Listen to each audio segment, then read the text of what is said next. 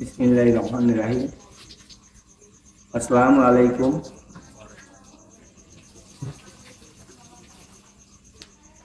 আমি প্রথমেই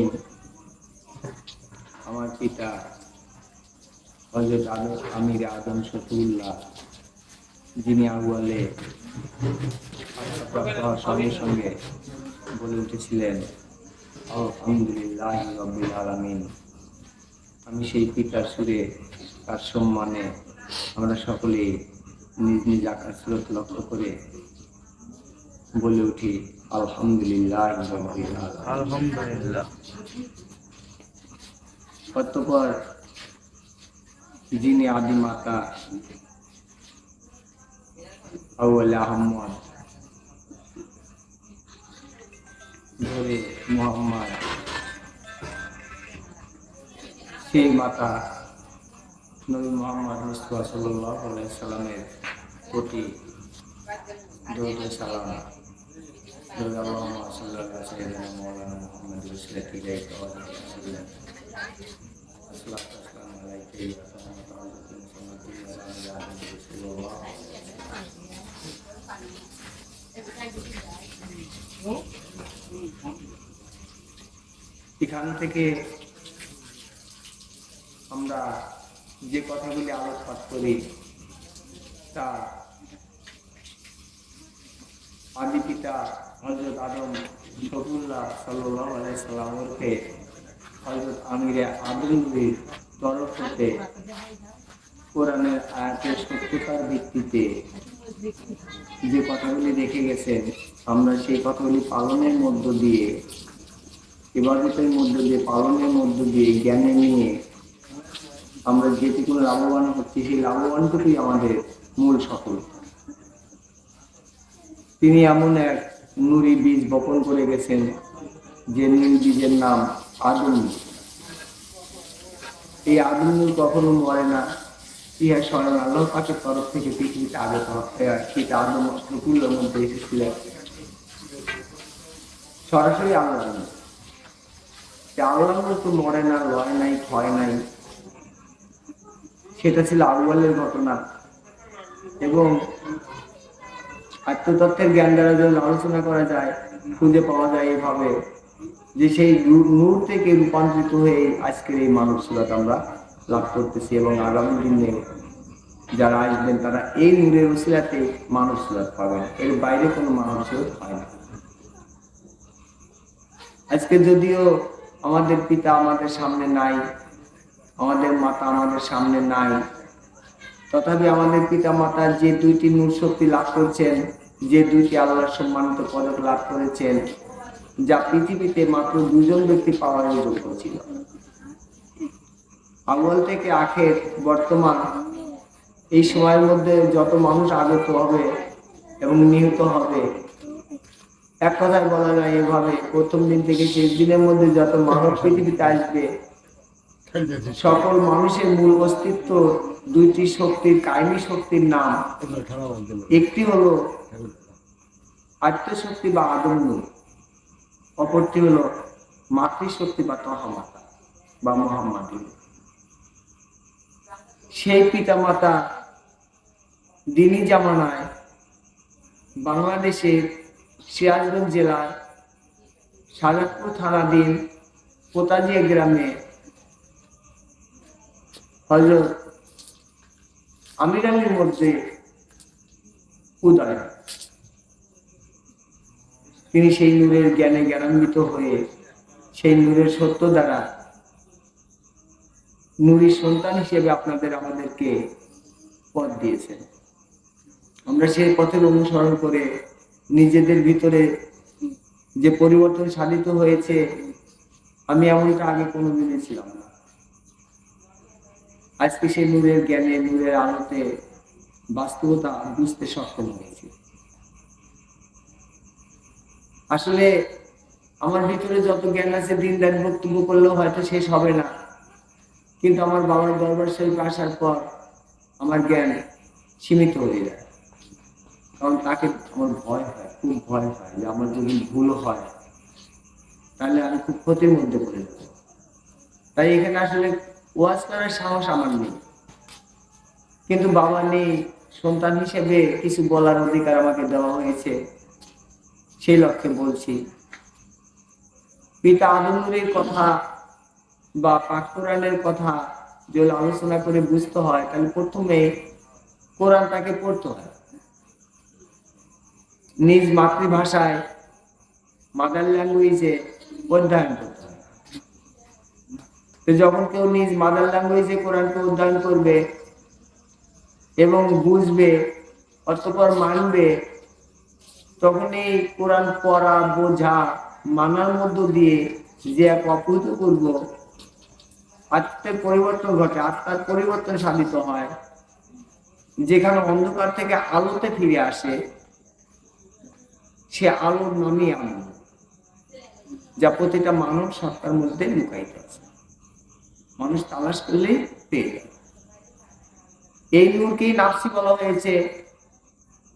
এই নাফসি যখন আমরা হারাবো, তখন আমরা মুর্দা বা ধ্বংস হয়ে যাব। তাই আব্বা হুজুরের শিক্ষা এই নাফসি, এই নাফসির মৃত্যু আর কোনোদিনই হবে না। এই জাত অতীতে ছিল না, কোন নবীর আমলেই ছিল না।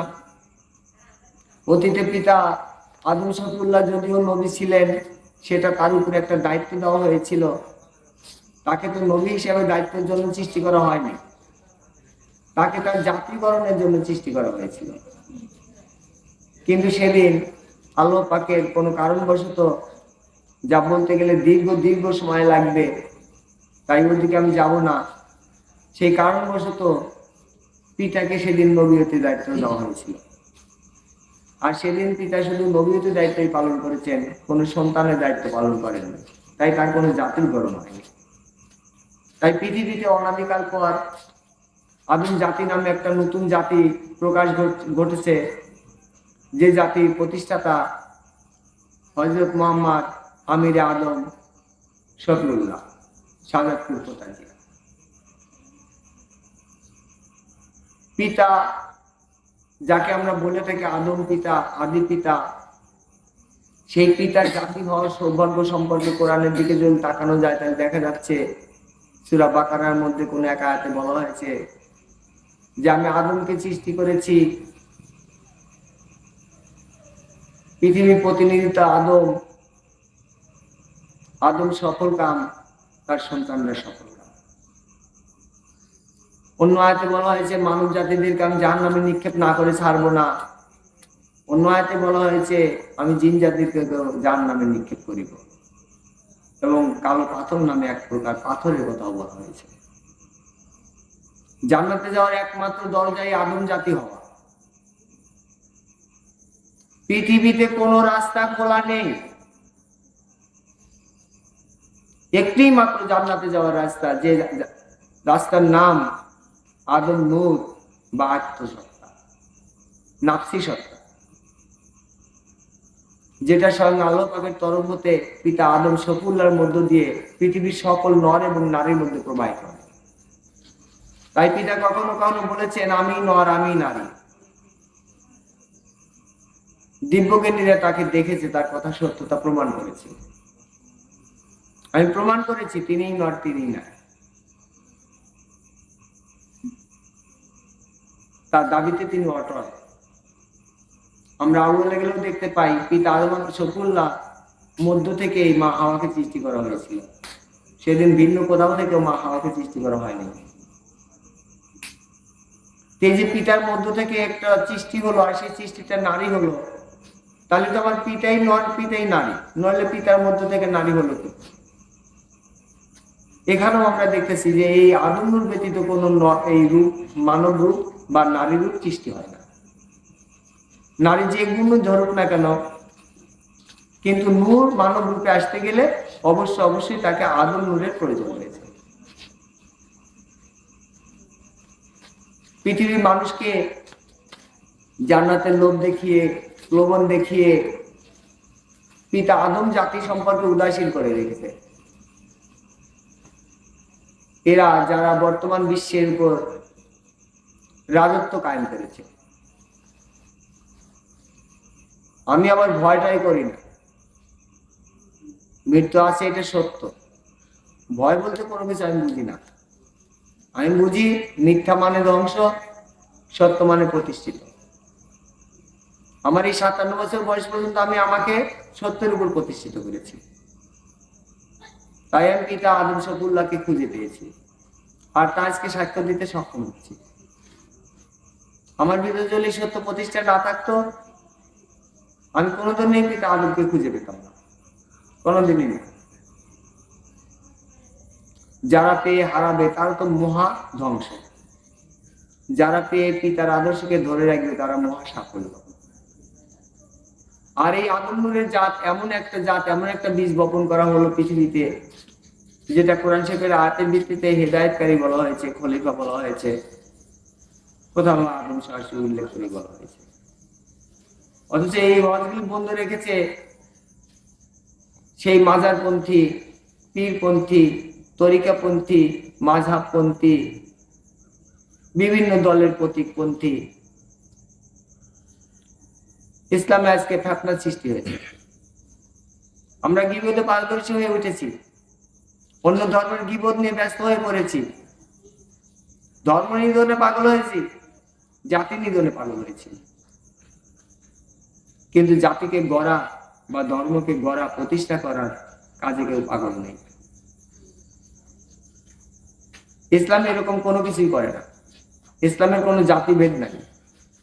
ইসলাম এক পবিত্র সত্তার ধর্ম, পবিত্র আত্মার ধর্ম, যে আত্মায় আত্মবান হলে মানুষ মৃত থেকে জীবিত হয়। এই নূরের নাম নাফসি, এই নূরের নামে আদম নূর, বাংলা ভাষায় আত্মা বলে। আজকে যদিও আমরা ভাই বোনের সংখ্যায় বাবা কম রেখে গেছেন, কারণ আল্লাহর ইচ্ছেই সব করে। সারা পৃথিবীতে একদিনই সব গাছপালা জন্মায় না, বা কোনো নতুন বাড়ি বানালে একদিনই সব গাছপালা জন্মায় না, সেখানেও গাছপালা জন্মাতে সময় লাগে। তে বাবা আমাদের যে গাছপালা হিসাবে সন্তানদেরকে রেখে গেছেন, আমরা মনে করি তিনি বলে গেছেন তোমরা এক একজন বাচ্চা। আমরা যে এক একজন বাচ্চা, কিসের বাচ্চা হব? কোন বাচ্চা এর কথা বলা হয়েছে? ইসলাম এমন এক পাওয়ার, যে পাওয়ার লাভ করলে সে ঘরে বসে থেকেই বাচ্চা হয়, ঘরে বসে থেকে পূর্ণ বাচ্চাই সুখ ভোগ করে। তার সাধনার উপর সে বিশ্ব জ্ঞানী হলে বিশ্ব ওয়ার্ল্ডের একক নায়ক হয়ে যায়। আর আল্লাহর মনোনীত একক নায়ক হিসেবে মনোনীত করা হয়েছে আপনার পিতা, আমার পিতা, আদি পিতা হযরত আদম শফিউল্লাহ, বর্তমান ওরফে আমির আদম শফিউল্লাহ। আমার পিতার পোতাজিয়া গ্রামের জন্ম নাম মোহাম্মদ আমির আলী, পিতার নাম খৈমুদ্দিন। এটা হলো তার জন্ম নাম আমির আলী। সেখান থেকে তিনি তার সাধনার দ্বারা, ইবাদতের মাধ্যমে বদল করে এক নতুন পদবিতে উত্তীর্ণ হলেন। পরপর 2টি পদবী ওখানে আছে। একটি হলো মুর্শিদ আমির আলী, মুর্শিদ মানে প্রতিনিধি, খলিফা, পথ প্রদর্শক। কার পথ? আল্লাহর পথ। কার পথ প্রদর্শক? আল্লাহর পথ। এখানে আলোচনা করা যেতে পারে সেই ব্যক্তিটা আল্লাহর পথ দেখাতে পারে যে আল্লাহর পথ চেনে। নইলে আমি নিজেই আল্লাহকে চিনি না, কি করে অন্যকে আল্লাহ দেখাবো? আমি নিজেই নবী চিনি না, কি করে অন্যকে নবী চেনাবো? আমি মানি না, কি করেই বা অন্যকে মানাবো? ইসলাম এমন একটা ধর্ম যেখানে মিথ্যের কোনো বিন্দু মাত্র গ্রহণ করে না। যেমন বিন্দু মাত্র বলতে এইভাবে বোঝানো যেতে পারে, যেমন একটা মিথ্যা কথা বললাম, যে মিথ্যা কথার কারণে আপনারা সবাই হেসে দিলেন, আনন্দ পেলেন, কিন্তু আসলে মিথ্যা কথার দ্বারা কারো কোনো ক্ষতি হয় না। ইসলাম এতটাও পছন্দ করে না। ইসলামের পক্ষ দুটো, একটা ভালো একটা মন্দ। আপনি ভালোটা নিলে শেষে যায় যে ফল পাবেন, সেই ফলের নাম হলো আনন্দ। আর মন্দটা পেলে যে ফল পাবেন, সেই ফলের নাম হলো অন্ধকার। অন্ধকারে আর এক নাম জাহান্নাম, আদম নূরে আর এক নাম জান্নাত। আদম নূর প্রথমে একটা নূর হিসেবে দেহে প্রবেশ করে, তারপর যখন সেই প্রজ্বলিত আলো আপনার দৃষ্টিতে গোচর হয়, সেই আলোর মধ্য দিয়ে আপনি আদম নূরের রূপও দেখতে পারবেন, আপনার পরিচয়ও পাবেন, আপনি আরো যা কিছু জানতে চাইবেন সেই শক্তি বলে আপনি সব নিজেই স্বয়ংক্রিয় হবেন। এবং আদম নূর এমন একটা নূর, এই নূর কখনোই মরে না। শর্ত আদম নূর পৃথিবীতে এই আশাই শেষ আশা, আর কোনোদিন আসবে না, মানব রূপে আর কোনোদিন প্রকাশ হবে না। এখন ওই নূরটা আদমের বেটা নামে প্রকাশ হবে। আপনার পরিচয় হবে আদমের বেটা, আপনি বলতে পারবেন না আমি আদম নূর, এ কথা আপনি বলতে পারেন না। আদম নূর শুধু বলতে পারে হযরত আমির আদম শফিউল্লাহ একজন।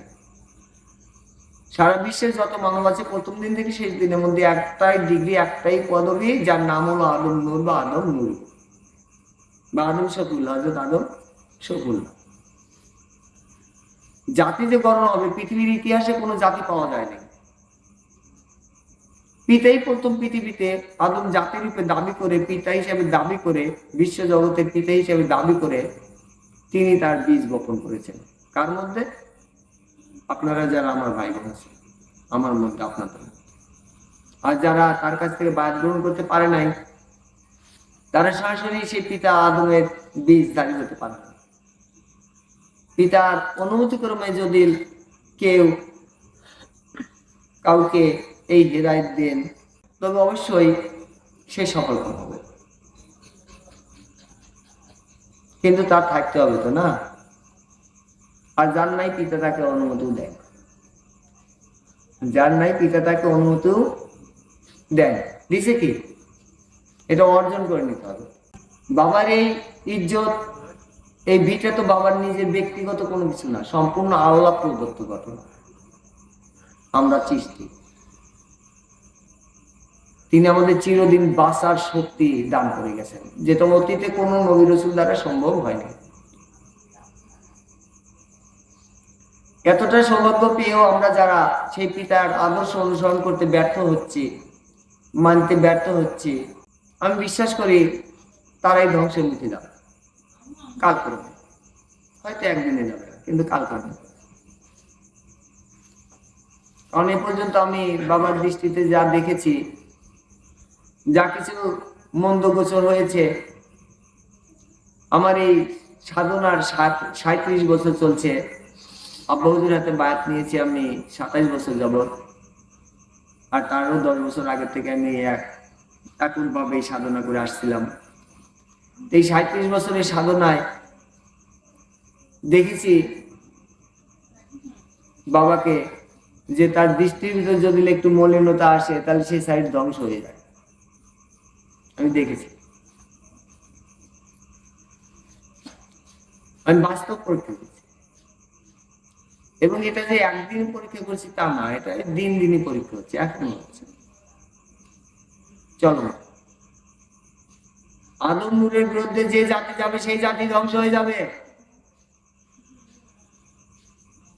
পৃথিবীতে কোন জাতির অস্তিত্ব টিকে থাকবে না।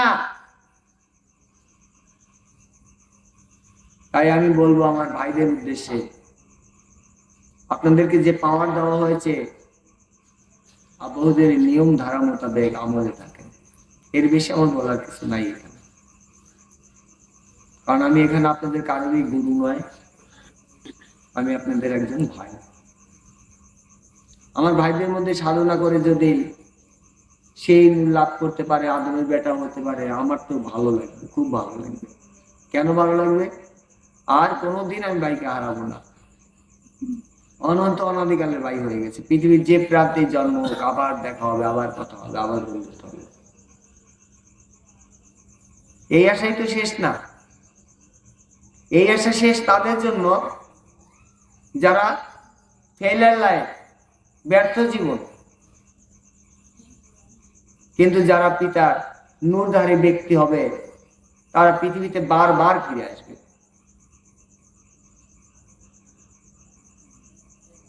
কি সৌভাগ্য! লক্ষ্য করে দেখুন পৃথিবীর দিকে যত প্রকার সৃষ্টি আছে সবই মানুষের গোলাম। তাহলে আপনার কতটা সৌভাগ্য! এর চেয়েও বড় সৌভাগ্য অপেক্ষা করতেছে। আমরা যদি একটা ভাইও প্রতিষ্ঠিত থাকতে পারি, একটা ভাই থেকেই আগামী দিন হাজার হাজার লক্ষ লক্ষ ভাইয়ের জন্ম। আর কেউ যদি আদম নূরকে কেন্দ্র করে নিজেকে মিথ্যা দাবি করে, তার ধ্বংসের জন্য আমাদের দোয়া করতে হবে। কোনো বদদোয়ার দরকার নেই। ওই যে কয় না, খাল, যে খাল কাটছে সেই খালে পড়ছে, ওরকম হয়ে যাবে। আব্বা বলছেন সত্য আগত মিথ্যা দুর্বৃত, সত্য এখন আগত, মিথ্যা দুর্বৃত। আমরা যদি মানব বিচার করি তাহলে মনদের সর্বোচ্চ স্তরে পৌঁছাইছি, তা মুসলমান জাতি হোক, হিন্দু জাতি হোক, ইহুদি জাতি হোক, খ্রিস্টান জাতি হোক, তরিকাপন্থী হোক, পীরপন্থী হোক, স্বার্থ সিদ্ধি জায়গায় আমরা সকলেই ঠিক আছি। হয়তো বাইরে বেশভূষায় টুপি পাঞ্জাবি পরছি, কেউ ওয়াজেন আর কেউ শুনছি। আসলে এটাই জীবন নয়। সব টাকা দিয়ে কিনে পাওয়া যায় না ওই জালসার মঞ্চে। আবার সব কিনতে টাকারও প্রয়োজন হয় দিনই মঞ্চে, যেখান থেকে আমি দিন পাবো, আলো পাবো, জ্যোতি পাবো, কিরণ পাবো, যেটা আদম নূর হয়ে আসে, যেটা আত্মা হিসেবে আমার মধ্যে বর্তমান আছে, এবং যারা জীবিত আছে প্রত্যেক মানুষের মধ্যে জীবিত আছে, বর্তমান আছে। এই আত্মার সঙ্গে যার সুসম্পর্ক গড়েছে, প্রথম গড়বে পৃথিবীর মধ্যে, সেই ডিগ্রি জয়লাভ করবে। তার ডিগ্রি আদম নূর, তিনি আদম শফিউল্লাহ। সেই আদম শফিউল্লাহ সম্পর্কে বলতে গিয়ে আল্লাহ পাক বলেছেন, আমি পৃথিবী সৃষ্টি করেছি আদমের জন্য, আর পৃথিবীর খলিফাও হবে আদম, আর পৃথিবীতে জাতিও গঠন করবে আদম, এবং আদমের এক বিশাল জাতি। সুবহানাল্লাহ, সুবহানাল্লাহ। আজকে পিতা নাই, পিতার দায়িত্বে যে আছেন, তিনি যতক্ষণ আছেন, বদল করার সময় হলে তিনিই বদল করে দেবেন, কোনো সমস্যা নেই। আমাদের ভাইদের জন্য কোনো সমস্যা নাই। আমাদের সমস্যা যদি আমাদের মনের মধ্যে অহিংসা সৃষ্টি হয় আর পিতার সমাধিতে আমরা উপস্থিত না হই, তাহলে এটা খুব মর্মাহত, বেদনাদায়ক হবে। যদিও পিতা সব সময়ই কাছে থাকেন, সাধকের কাছে সবসময় পিতা আছেন, সন্তানের পাশে সবসময় পিতা, কিন্তু আসলে চর্মচক্ষে সরাসরি শরীরে উপস্থিত হয়ে বাবার সমাধিতে একবার হাইটে গেলে মনের যে বদল ঘটে, মনের শরীরের যে বদল ঘটে, পরিবর্তন ঘটে, আমি তো এই পরিবর্তনটা বাড়িতে থেকে পাই না। অথচ আমি তো বাবার অন্তরে সান্ত্বনা সবসময় পাই। নিঃশ্বাসেও চাই সান্ত্বনা, বিশ্বাসেও চাই সান্ত্বনা।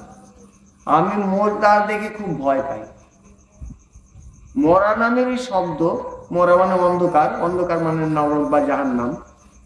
এই নরক বা জাহান্নামের শব্দটা আমি খুব ভয় পাই, তাই আমি সবসময় আলোতে থাকতে চাই। আর আমি যখন আলোতে থাকতে চাই, তখন আলো ধারণ করার জন্য আমি তো জানি যে কোথায় কোন নামের উপরে এই আলো আসে, আর সেই নামই তো আদম শফিউল্লাহ, লা ইলাহা ইল্লাল্লাহ, হযরত আদম শফিউল্লাহ। এই যে মধুর কলেমা, এটা পড়তে যে কত মধুরতা আছে, কত স্বাদ আছে, এরা যে আসলে ওই পরিমাণ ইবাদত করতে পারে নাই, সে আসলে এই কলেমার স্বাদ সম্পর্কে জ্ঞান লাভ করতে পারে নাই। বিসমিল্লাহির রহমানির রহিম। লা ইলাহা ইল্লাল্লাহ হযরত আদম শফিউল্লাহ, যার অর্থ দাঁড়ায় নাই কোনো মাবুদ এক আল্লাহ ছাড়া। হযরত আদম অর্থাৎ সম্মানিত আদম শফিউল্লাহ, অর্থাৎ সাফায়াতকারী বা সুপারিশকারী, পরিষ্কার। আল্লাহ এই কলেমাকে স্বীকৃতি দিয়েছে। কেউ যদি জান্নাতে যেতে চায়, সুপারিশ খুঁজতে চায়, তাহলে এই নূরই হাসিল করতে হয়, এই নূরই লাভ করতে হয়। এই নূরই নিজেই সুপারিশকারী। সুবহানাল্লাহ, এই নূর নিজেই সুপারিশকারী, স্বয়ংক্রিয় সুপারিশকারী। সুপারিশের জন্য আমাদের কোথাও যেতে হয় না। যার যার আত্মার দিকে খেয়াল করে, মুর্শিদ কেবলার দেখানো পথ ধরে, হেদায়েত ধরে আমরা তাকে দেখতে থাকবো। আর আমি যে লাভটা পাবো সেই লাভটুকুন দ্বারা যেন আমার আর এক ভাই সৃষ্টি হয়, সেই লাভটুকুন যেন আমার আর এক ভাই সৃষ্টি হয়। আপনার আমার কোনো লাভ, বাপেরও লাভ, লাভটা ওই ব্যক্তিরই। কিন্তু দাওয়াত দিতে হবে। কেন দিতে হবে? মানুষ না দেখলেই মানুষের ভালো লাগে না। খেয়াল করে দেখেন, মানুষ না দেখলে মানুষের ভালো লাগে না। আমরা মেলায় যাচ্ছি কেন? বড় জালসের নাম শুনলে দৌড়ে যাচ্ছি কেন? হাজার হাজার টাকা খরচ করে দূর দূরান্তে চলে যাচ্ছি কেন? বেশি বেশি মানুষ দেখা যাবে, বেশি বেশি মানুষ দেখা যাবে। বেশি বেশি মানুষ দেখার মধ্যে মনের আনন্দ আছে। এটা আমরা বুঝি আর না বুঝি, মানুষ জেনে জড়ায় দৌড়ে শেখে নিয়ে গেল। কারণ আমি বুঝি আর না বুঝি, মনের একটা বুঝ আছে, সেই বুঝ মোতাবেক যায়। তো জান্নাতে যদি আমরা বেশি মানুষ হই, আমাদের যে কি মজা হবে, কি আনন্দ হবে, সেই দিন না বোঝা যাবে যখন আমরা সেই জান্নাতের দেশে যাব। যেমন বলতেছি, এই যে আবার ফিরে আসবো, তে ফিরে আসলে যদি হাকিম ভাই ফিরে আসতে না পারে, আমার আরেক ভাই যদি ফিরে আসতে না পারে, তা আমি একা একা ফিরে এসে দেখবো যে কি আমি একাই ঘুরতেছি, আমার বাইরে তো নাই, জান্নাতে আমার বাইরে নাই। বাবা এমন এক বীজ বপন করে গেছে, আমার কোনো ভাই যদি ফিরে আসে সে নিজেই জানতে পারবে, এবং তার বন্ধু যার সঙ্গে ঘুরছে সেও জানতে পারবে।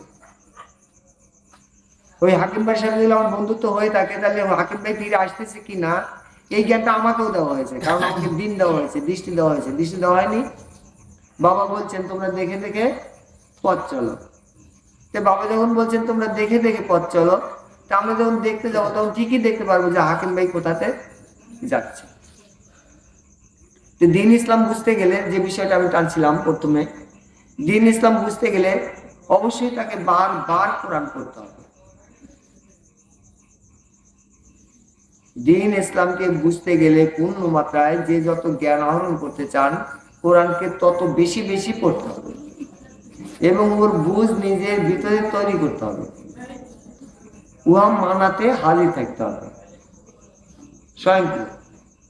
মানে কোরআনটা পড়াটা হলো থিওরিক্যাল, আর মানাটা হলো প্র্যাকটিক্যাল, আর বুঝটা হলো ঠিক মতো টনটাইট করা, যাতে ভুল না হয়। তো যদি আমরা এর মধ্যে সীমাবদ্ধ থাকতে পারি, নিশ্চয় আমরা সফল কাম। কোরআন মিথ্যা বলেনি, মিথ্যাবাদী হতে পারি আপনি আমি, কিন্তু ইসলাম মিথ্যাবাদীর কোনো ওয়াজ নসিহত গ্রহণ করে না। ইসলাম হারামখোরের কোনো ওয়াজ নসিহত গ্রহণ করে না। ইসলামের দুইটি হুকুম, একটি হলো ভালো, একটি মন্দ।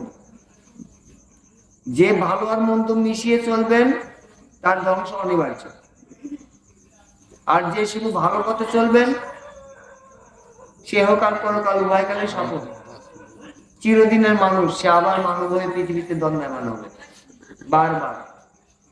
চিরদিনের মানুষ, অক্ষত মানুষ, কায়েমি মানুষ, আরবি শব্দ আকিমুস সালাহ, প্রতিষ্ঠিত মানুষ।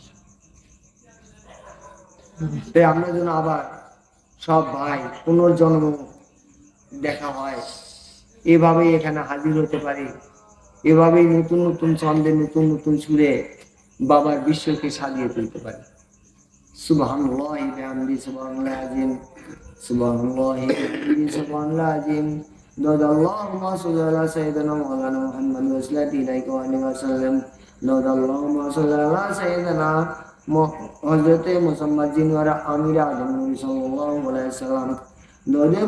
আল্লাহুম্মা সাল্লি আলা সাইয়্যিদিনা হযরত মাওলানা আমির আদম সাল্লাল্লাহু আলাইহি ওয়াসাল্লাম। আল্লাহুম্মা সাল্লি আলা সাইয়্যিদিনা হযরত মাওলানা আমির আদম সাল্লাল্লাহু আলাইহি ওয়াসাল্লাম। আসসালাতু ওয়াসসালামু আলাইকা ইয়া হাবিবাল্লাহ, আসসালাতু ওয়াসসালামু আলাইকা ইয়া রাসূলুল্লাহ, আসসালাতু ওয়াসসালামু আলাইকা ইয়া রাসূলুল্লাহ, আসসালাতু ওয়াসসালামু আলাইকা ইয়া তামাত হযরত মুহাম্মদ জিনওয়ারা আমির আদম নবী সাল্লাল্লাহু আলাইহি ওয়াসাল্লাম। আসসালাতু ওয়াসসালামু আলাইকা ইয়া খলিফাতুল মুরসালিন হযরত আমির আদম সাল্লাল্লাহু আলাইহি ওয়াসাল্লাম।